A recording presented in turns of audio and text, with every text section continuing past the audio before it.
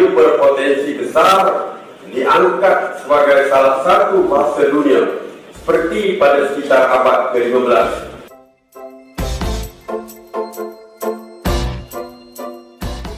Bahwa penutur bahasa Melayu itu 300 juta, saya katakan itu omong kosong.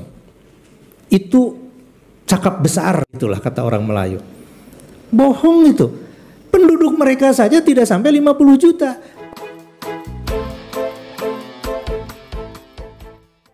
Hai guys, jumpa lagi. Kali ini kita akan membahas mengenai bahasa Indonesia. Masuknya bahasa Indonesia ke UNESCO merupakan langkah penting bagi Indonesia. Hal ini sekaligus menghadang upaya Malaysia yang selalu mengklaim bahasa Indonesia sebagai bahasa Melayu. Dengan kata lain, Malaysia benar-benar telah dipermalukan oleh Indonesia. Sebab selama ini Malaysia paling suka gembar-gembor mengenai bahasa Melayu. Yuk kita simak video berikut ini ya. UNESCO resmi menetapkan bahasa Indonesia sebagai bahasa resmi dalam Sidang Umum UNESCO pada Senin 20 November 2023. Bahasa Indonesia menjadi bahasa ke-10 yang diakui sebagai bahasa resmi Konferensi Umum UNESCO. Sementara sebelum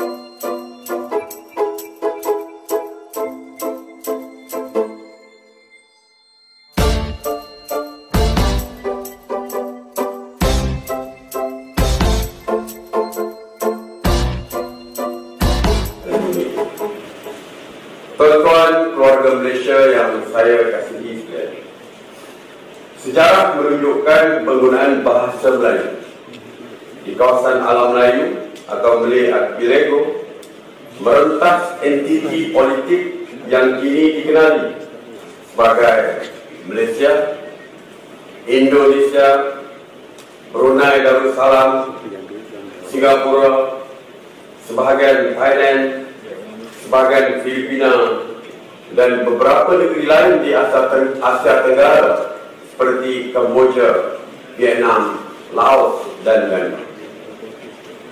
Malah dengan wujudnya diaspora Malaysia di Sri Lanka, Suriname, Afrika Selatan, Madagaskar, Asia Barat, Eropah, dan beberapa bahagian lain dunia, bahasa Melayu berpotensi besar diangkat sebagai salah satu bahasa dunia seperti pada sekitar abad ke-15 hingga abad ke-19. Di peringkat ASEAN, melalui forum kerjasama seperti Bahasa Brunei Darussalam, Indonesia Malaysia ataupun MABIM, dan Majlis Sastra Asia Tenggara MASTRA, penyatuan sistem ejaan Rumi dan peristilahan telah berjalan. Saya berharap skop kerjasama yang diperluas, termasuk penyelidikan, penerbitan, dan pemupukan dapat dirancang lebih rapi supaya bahasa Melayu kembali dijadikan lingua franca. Tuan-tuan, puan-puan keluarga Malaysia yang saya kasihi sekalian, bahasa Melayu memiliki keunikan dan kelebihan tersendiri, khususnya dalam kalangan negara ASEAN, dan ia diyakini boleh dijadikan salah satu bahasa rasmi ASEAN. Sehubungan dengan itu, bahasa Melayu perlu dimartabatkan dalam negara, termasuk meminda Akta Dewan Bahasa dan Pustaka 1959. Begitulah guys, manuver Perdana Menteri Malaysia tahun lalu. Malaysia saat itu ngotot bahasa Indonesia adalah bagian dari bahasa Melayu. Adapun sikap Indonesia sangat jelas, yakni bahasa Indonesia berbeda dengan bahasa Melayu Malaysia. Dari sudut pandang linguistik dan sejarah pun amat berbeda. Yuk kita simak video berikutnya lagi ya. Waktu tanggal 1 April ya. 1 April Perdana Menteri Malaysia ya, itu mengatakan Presiden Jokowi sudah setuju. Itu hari Jumat ya. Tanggal 1 April kemarin itu hari Jumat. Saya katakan ya sudahlah, nggak usah dipercaya. Hari Jumat tanggal 1 April anggap saja sebagai April Mop gitu. Hari Senin, Mas Menteri langsung mengatakan menolak usulan itu. Ribut nih, jagat raya ini. Saya sampai diundang secara khusus oleh Majelis Profesor Negara Malaysia. Saya ditanya oleh mereka, betulkah itu? Saya katakan betul. Mas menolak, dan ini adalah sikap kami, sikap negara, sikap pemerintah Indonesia. Kenapa? Bahasa Indonesia itu bukan bahasa Melayu. Bukan. Kalau misalnya ada nih di sini yang masih mengatakan bahasa Indonesia kan sama dengan bahasa Melayu. Mari kita tengok sejarah. Bahasa Indonesia bersumber dari bahasa Melayu. Itu benar 100%. Tidak boleh disalahkan. Nah, bicara tentang corpus planning ini, ya, itu berbeda. Bahasa Melayu bergerak ke satu sisi, bahasa Indonesia bergerak ke sisi lain. Bahasa Indonesia memperkaya diri dengan meminjam, mengambil bahasa-bahasa dari bahasa daerah yang 718 itu ditambah dengan bahasa asing. Bahasa Melayu apakah seperti itu? Tidak. Bahasa Melayu hanya mengambil dari umumnya bahasa asing, terutama bahasa Inggris. Coba saja kalau dengar orang Melayu bicara bahasa Melayu, kata-kata pinjamannya lebih banyak dari bahasa Inggris.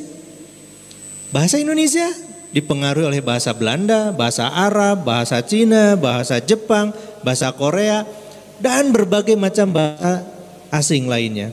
Ditambah bahasa Indonesia itu berkembang dari pengayaan melalui bahasa daerah. Bahasa Indonesia kalau diklaim oleh Perdana Menteri Malaysia itu dituturkan oleh 300 juta penduduk, 300 juta penutur maksud saya. Pertanyaan kita, siapa mereka? Di mana mereka itu gitu? Coba kita hitung, penduduk Malaysia itu berapa sih?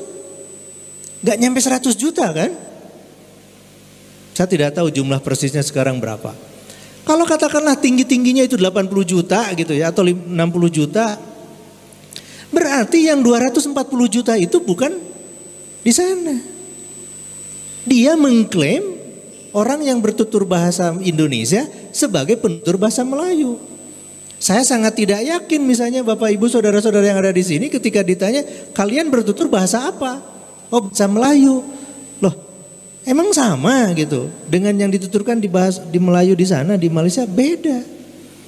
Pasti kita akan mengatakan ini bahasa Indonesia. Nah, ini politik bahasa kita. Di Amerika dan Eropa, Amerop itu sekitar 2 juta orang. Ya, Amerika dan Eropa yang bertutur dengan bahasa Indonesia. Kemudian di ASPASAF, Asia, Pasifik dan Afrika itu sekitar 2,4 juta. Ya, ini data ini saya ambil dari teman-teman di Kementerian Luar Negeri gitu, perwakilan-perwakilan. Di Asia Tenggara ya, minus Indonesia itu sekitar 5,2 juta orang. Ya. Kemudian di Indonesia sendiri ya mungkin 269 juta lah gitu. Mau dipaskan 270 boleh lah sama teman sendiri ya. Gitu. Nah, jadi sekitar sekian ratus juta. Malaysia selalu mengklaim bahwa penutur bahasa Melayu itu 300 juta. Pertanyaan kita, dari mana mereka punya data 300 juta? Padahal penduduk Malaysia saja tidak sampai 50 juta. Berarti sisanya itu adalah penutur bahasa Indonesia. Jelas ya di sini. Jadi kalau mereka mengklaim bahwa penutur bahasa Melayu itu 300 juta, saya katakan itu omong kosong. Itu cakap besar gitulah kata orang Melayu. Bohong itu. Penduduk mereka saja tidak sampai 50 juta.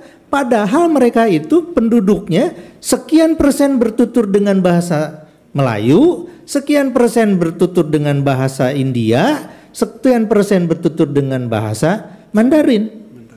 Gitu. Jadi mau 300 juta dari mana? Nggak ada cerita 300 juta. Begitu, ya.